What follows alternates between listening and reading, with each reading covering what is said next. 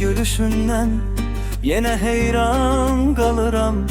Səni hər düşündükcə xəyalına dalıram. Adını pıçıldayıb gecələrə danışıram. Gecə səni düşünür, o da qısqanır. Doymuram gülüşündən yenə heyran qalıram.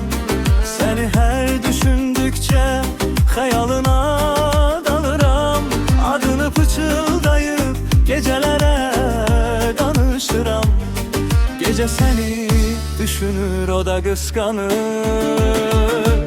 Gülüşünü ay qısqanır, belə gözəl gülmədərin. Gecələrimə işıq saçır gözlərindəki sabahın. Bir baxışın yetər mənə ömrüm boyu yaşamağa. Sənlə dolu bütün dünyam, sənlə gözəldir həyat. Gülüşünü ay qısqanır, belə gözəl gülmə qadın. Gecələrimə işıq saçır gözlərindəki sabahın. Bir baxışın yetər mənə ömrüm boyu yaşamağa. Sənlə dolu bütün dünyam, sənlə gözəldir həyat.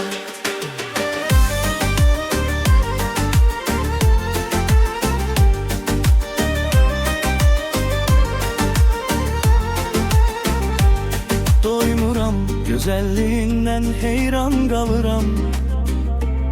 Gözlərinə baxanda ilham alıram. Bütün gün sənin üçün şeir yazıram. Şeir səni tanıyır, o da qısqanır. Doymuram gözəlliyindən heyran qalıram. Gözlərinə baxanda ilham alıram. Bütün gün sənin üçün şeir yazıram. Şeir səni düşünür, o da qısqanır. Gülüşünü ay qısqanır, belə gözəl gülmə qadın. Gecələrimə işıq saçır gözlərindəki sabahın.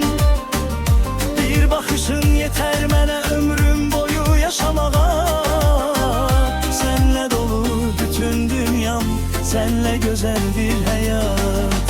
Gülüşünü ay qısqanır, belə gözəl gülmə qadın.